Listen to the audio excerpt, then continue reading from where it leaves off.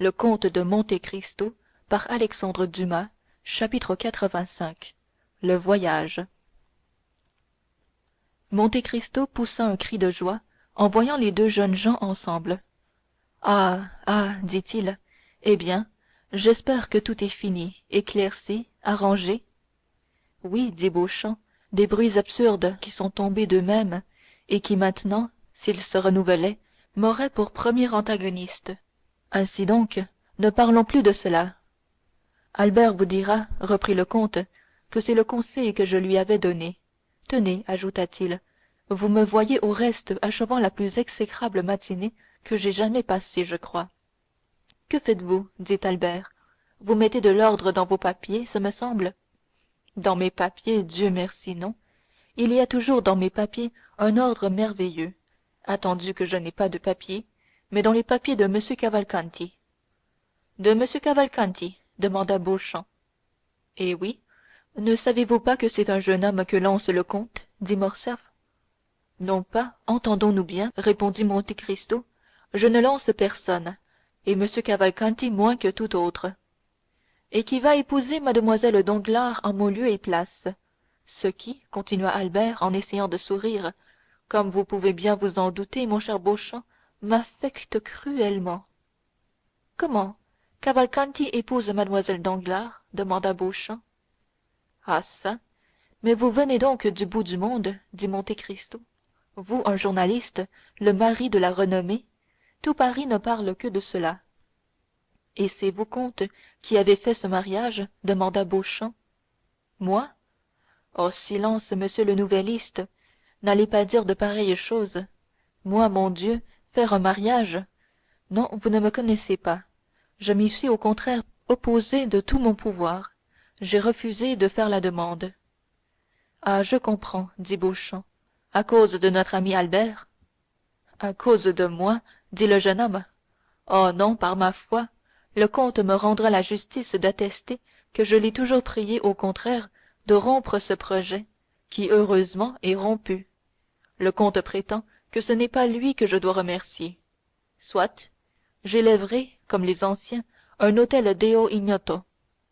Écoutez, dit Monte Cristo, c'est si peu moi que je suis en froid avec le beau-père et le jeune homme. Il n'y a que mademoiselle Eugénie, laquelle ne me paraît pas avoir une profonde vocation pour le mariage, qui, en voyant à quel point j'étais peu disposé à la faire renoncer à sa chère liberté, m'ait conservé son affection. Et vous dites que ce mariage est sur le point de se faire? Oh mon Dieu, oui, malgré tout ce que j'ai pu dire. Moi, je ne connais pas le jeune homme. On le prétend riche et de bonne famille, mais pour moi ces choses sont de simples on-dit. J'ai répété tout cela à satiété à M. Danglars, mais il est entiché de son lucquois. J'ai été jusqu'à lui faire part d'une circonstance qui, pour moi, était plus grave. Le jeune homme a été changé en nourrice, enlevé par des bohémiens ou égaré par son précepteur, je ne sais pas trop. Mais ce que je sais, c'est que son père l'a perdu de vue depuis plus de 10 années. Ce qu'il a fait pendant ces 10 années de vie errante, Dieu seul le sait. Eh bien, rien de tout cela n'y a fait. On m'a chargé d'écrire au major, de lui demander des papiers. Ces papiers, les voilà. Je les leur envoie, mais, comme Pilate, en me lavant les mains. Et mademoiselle d'Armilly, demanda Beauchamp, quelle mine vous fait-elle à vous, qui lui enlevez son élève? Dame, je ne sais pas trop, mais il paraît qu'elle part pour l'Italie. Madame Danglars m'a parlé d'elle et m'a demandé des lettres de recommandation pour les impresarii. Je lui ai donné un mot pour le directeur du théâtre Valle, qui m'a quelques obligations. Mais qu'avez-vous donc, Albert? Vous avez l'air tout attristé. Est-ce que, sans vous en douter, vous êtes amoureux de mademoiselle Danglars, par exemple? Pas que je sache, dit Albert en souriant tristement. Beauchamp se mit à regarder les tableaux. Mais enfin, continua Monte Cristo, vous n'êtes pas dans votre état ordinaire. Voyons, qu'avez-vous, dites? J'ai la migraine, dit Albert. Eh bien, mon cher vicomte, dit Monte Cristo, j'ai en ce cas un remède infaillible à vous proposer, remède qui m'a réussi à moi chaque fois que j'ai éprouvé quelque contrariété. Lequel? Demanda le jeune homme. Le déplacement. En vérité, dit Albert. Oui, et tenez, comme en ce moment-ci je suis excessivement contrarié, je me déplace. Voulez-vous que nous nous déplacions ensemble? Vous contrarié, comte, dit Beauchamp. Et de quoi donc? Pardieu, vous en parlez fort à votre aise, vous. Je voudrais bien vous voir avec une instruction se poursuivant dans votre maison. Une instruction? Quelle instruction? Eh, celle que M. de Villefort dresse contre mon aimable assassin, donc, une espèce de brigand échappé du bagne, à ce qu'il paraît. Ah, c'est vrai, dit Beauchamp. J'ai lu le fait dans les journaux. Qu'est-ce que c'est que ce Caderousse? Eh bien, mais il paraît que c'est un Provençal. M. de Villefort en a entendu parler quand il était à Marseille, et M. Danglars se rappelle l'avoir vu.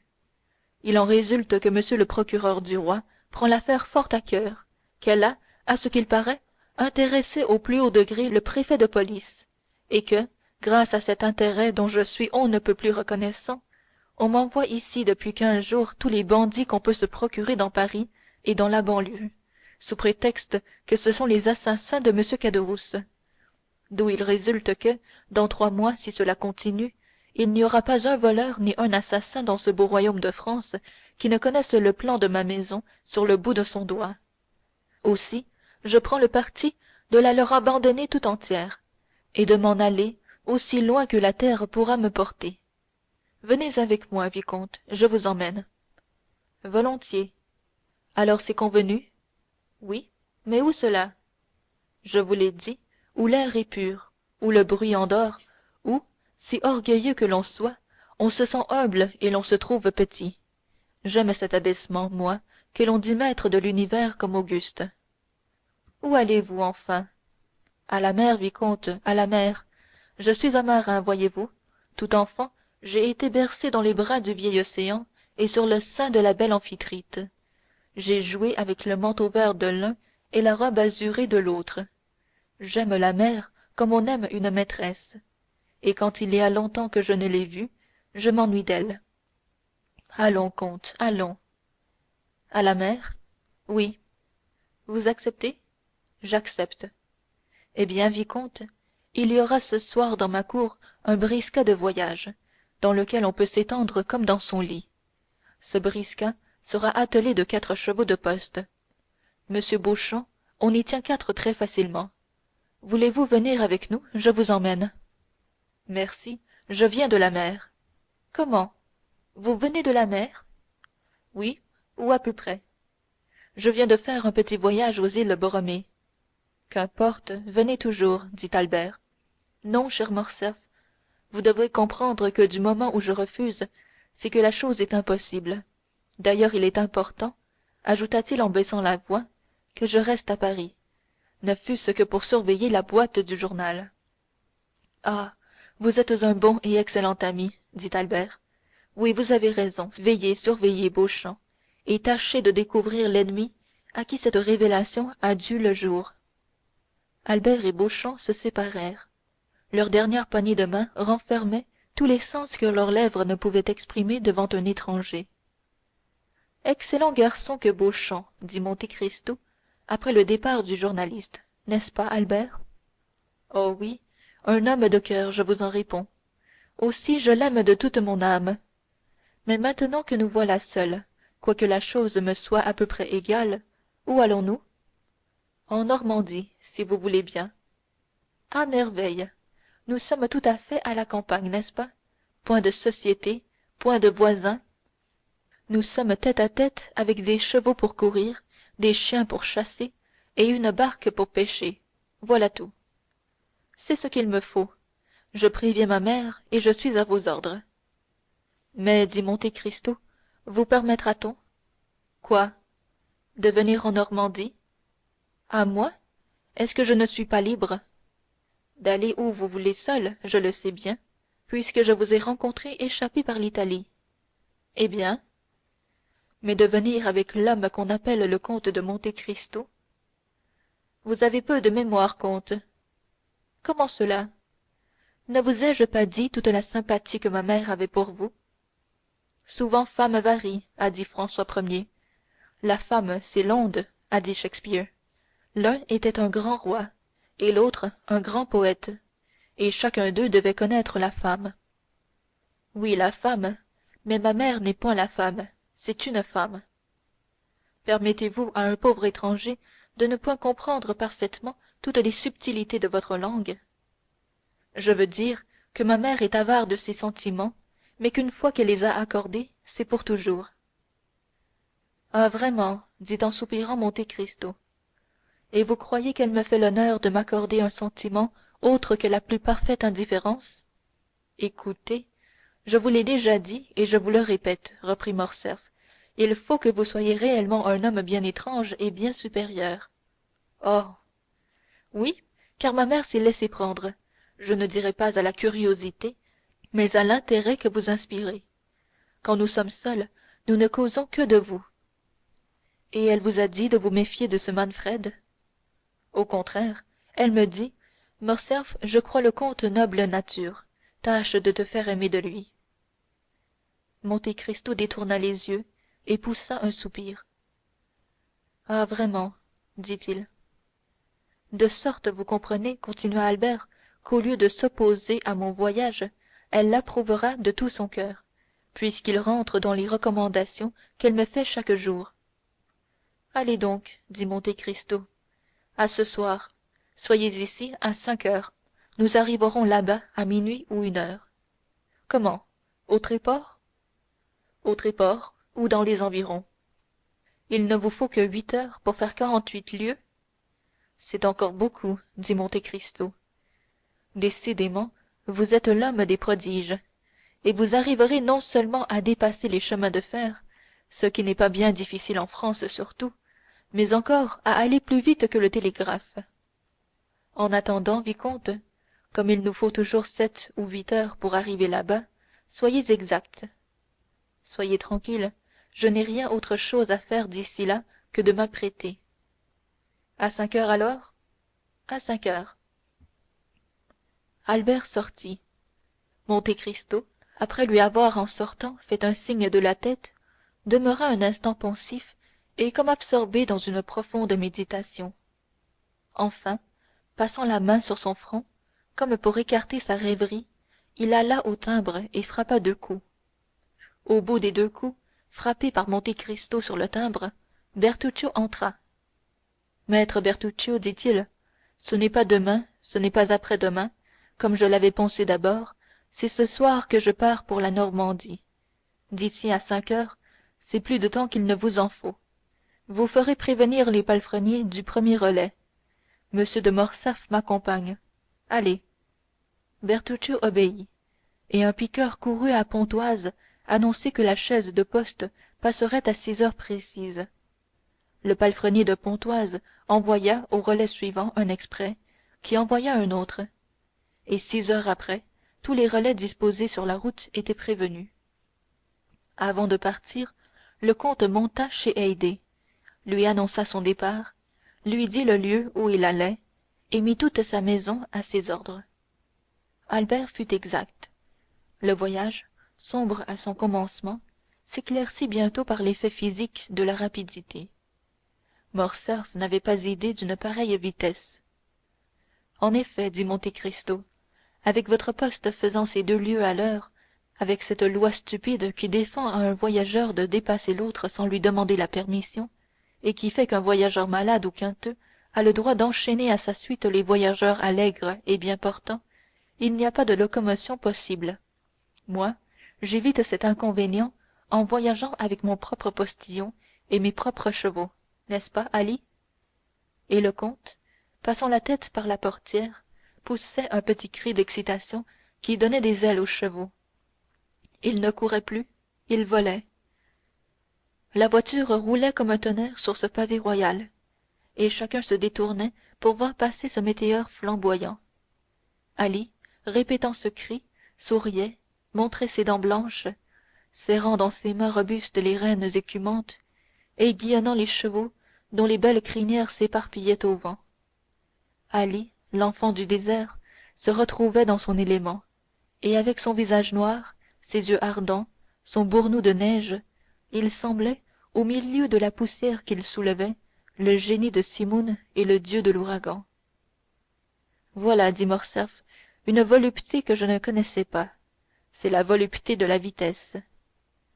Et les derniers nuages de son front se dissipaient, comme si l'air qu'il fendait emportait ces nuages avec lui.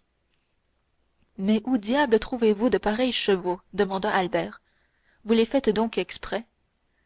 Justement, dit le comte. Il y a 6 ans, je trouvai en Hongrie un fameux étalon renommé pour sa vitesse. Je l'achetai je ne sais plus combien. Ce fut Bertuccio qui paya. Dans la même année, il eut 32 enfants. C'est toute cette progéniture du même père que nous allons passer en revue. Ils sont tous pareils, noirs, sans une seule tache, excepté une étoile au front, car à ce privilégié du Harras on a choisi des juments, comme au pacha on choisit des favorites. C'est admirable, mais dites-moi, comte, que faites-vous de tous ces chevaux? Vous le voyez, je voyage avec eux. Mais vous ne voyagez pas toujours?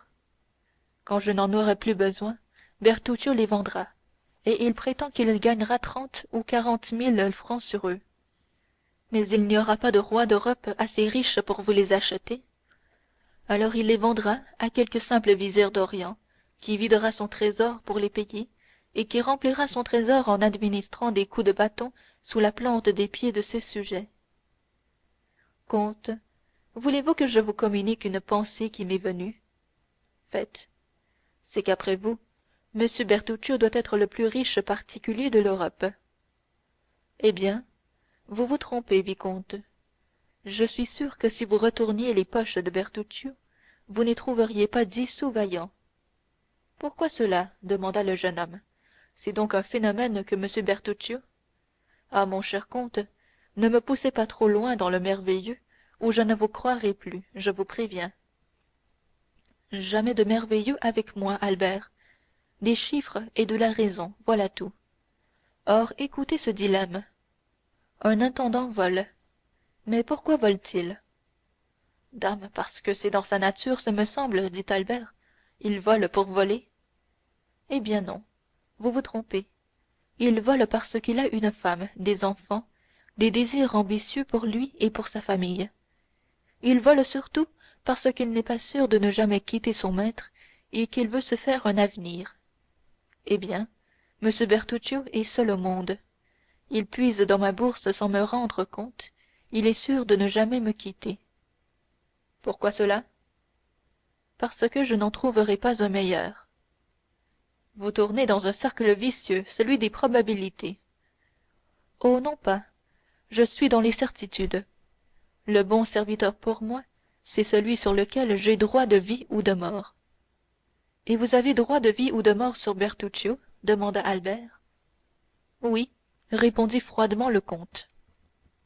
Il y a des mots qui ferment la conversation comme une porte de fer. Le oui du comte était un de ces mots-là. Le reste du voyage s'accomplit avec la même rapidité. Les 32 chevaux, divisés en 8 relais, firent leurs 48 lieues en 8 heures. On arriva au milieu de la nuit, à la porte d'un beau parc. Le concierge était debout et tenait la grille ouverte. Il avait été prévenu par le palefrenier du dernier relais. Il était 2h30 du matin. On conduisit Morcerf à son appartement. Il trouva un bain et un souper prêts. Le domestique, qui avait fait la route sur le siège de derrière de la voiture, était à ses ordres. Baptistin, qui avait fait la route sur le siège de devant, était à ceux du comte.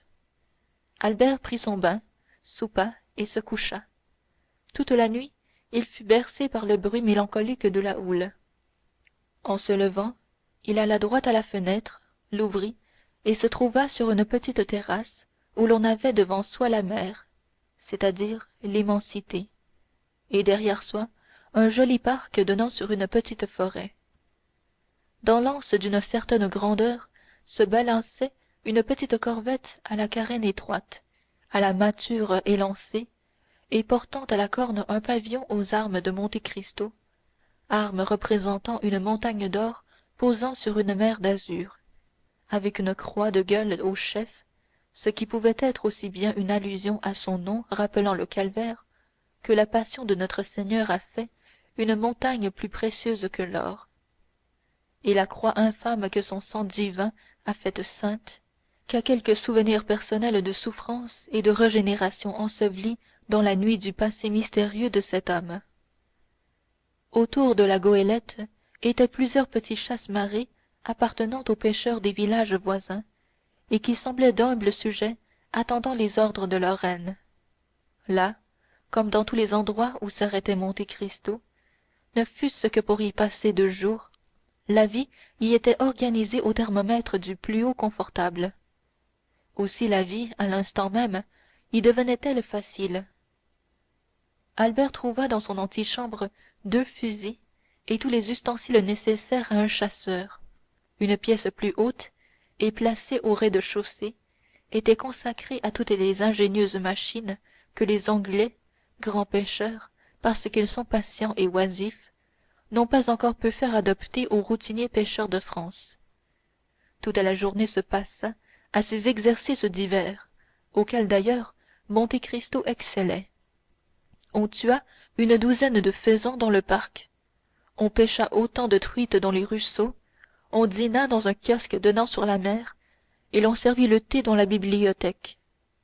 Vers le soir du 3e jour, Albert, brisé de fatigue à l'user de cette vie qui semblait être un jeu pour Monte Cristo, dormait près de la fenêtre, tandis que le comte faisait avec son architecte le plan d'une serre qu'il voulait établir dans sa maison, lorsque le bruit d'un cheval écrasant les cailloux de la route fit lever la tête au jeune homme. Il regarda par la fenêtre, et avec une surprise des plus désagréables, aperçut dans la cour son valet de chambre, dont il n'avait pas voulu se faire suivre pour moins embarrasser Monte Cristo. Florentin ici, s'écria-t-il en bondissant sur son fauteuil. Est-ce que ma mère est malade? Et il se précipita vers la porte de la chambre.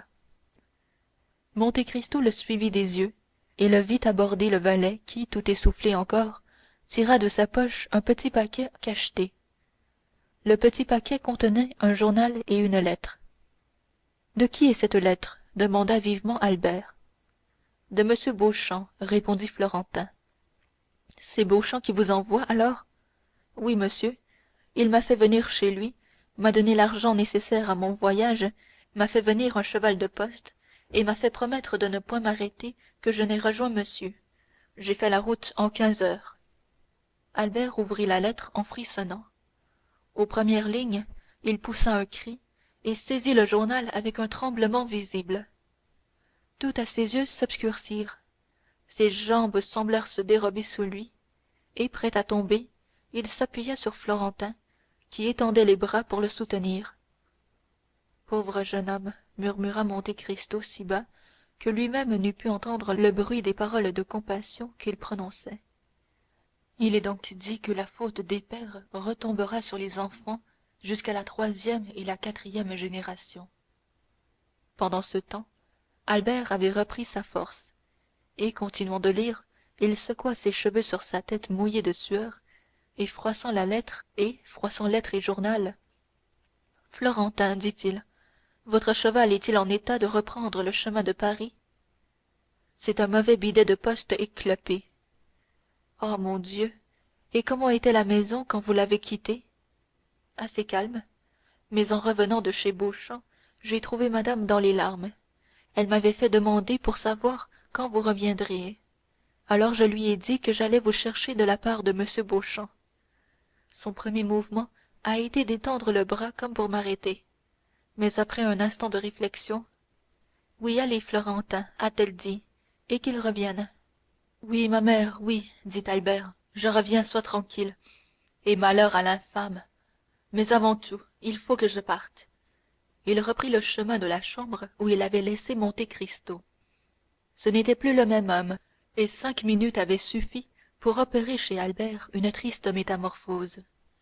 Il était sorti dans son état ordinaire, il rentrait avec la voix altérée, le visage sillonné de rougeur fébrile, l'œil étincelant sous ses paupières veinées de bleu, et la démarche chancelante comme celle d'un homme ivre. Comte, dit-il, merci de votre bonne hospitalité, dont j'aurais voulu jouir plus longtemps, mais il faut que je retourne à Paris. Qu'est-il donc arrivé? un grand malheur, mais permettez-moi de partir. Il s'agit d'une chose bien autrement précieuse que ma vie. Pas de question, comte, je vous en supplie, mais un cheval. Mes écuries sont à votre service, vicomte, dit Monte Cristo. Mais vous allez vous tuer de fatigue en courant la poste à cheval. Prenez une calèche, un coupé, quelque voiture. Non, ce serait trop long, et puis j'ai besoin de cette fatigue que vous craignez pour moi. Elle me fera du bien. Albert fit quelques pas en tournoyant comme un homme frappé d'une balle, et alla tomber sur une chaise près de la porte. Monte Cristo ne vit pas cette seconde faiblesse. Il était à la fenêtre et criait: allez, un cheval pour monsieur de Morcerf, qu'on se hâte, il est pressé. Ces paroles rendirent la vie à Albert. Il s'élança hors de la chambre, le comte le suivit. Merci, murmura le jeune homme en s'élançant en selle. Vous reviendrez aussi vite que vous pourrez, Florentin. Y a-t-il un mot d'ordre pour qu'on me donne des chevaux? Pas d'autre que de rendre celui que vous montez.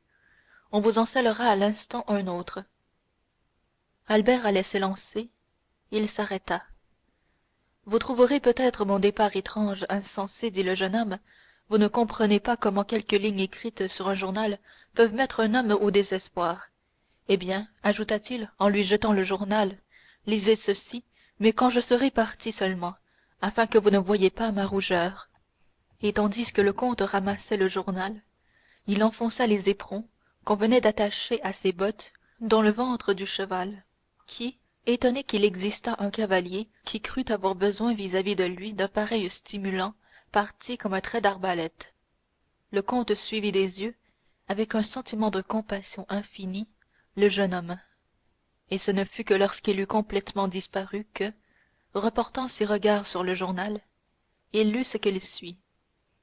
Cet officier français au service d'Ali, pacha de Janina, dont parlait il y a 3 semaines le journal L'Impartial, et qui non seulement livra les châteaux de Janina, mais encore vendit son bienfaiteur aux Turcs, s'appelait en effet à cette époque Fernand, comme l'a dit notre honorable confrère.